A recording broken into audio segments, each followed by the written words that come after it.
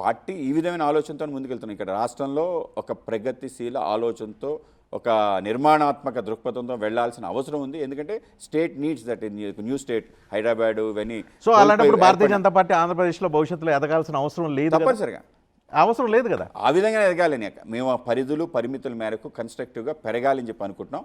ఆ విధంగా మా యొక్క ఏదైతే ఆంధ్రప్రదేశ్లో ఇప్పుడున్న 175 నియోజకవర్గాల్లో ఆంధ్రప్రదేశ్లో ఉన్న ప్రతి నియోజకవర్గంలో తెలుగుదేశం పార్టీకి లీడరు, క్యాడరు, ఓటరు ఉన్నారు. మాకు కూడా అలా చేయాలని.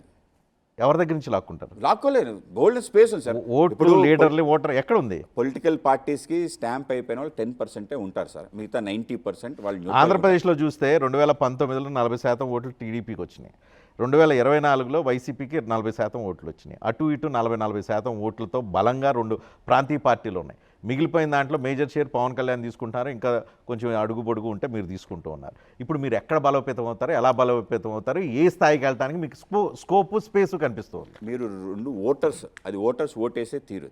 ఓటర్స్ కాకుండా నేను పార్టీ సంబంధించి క్యాడరు, దానికి సంబంధించి లీడర్షిప్ గురించి మాట్లాడతాను. ఏ పార్టీకైనా స్థిరంగా జెండా పట్టుకొని పనిచేసే క్యాడర్ ఏదైతుందో అది 10% ఉంటుంది.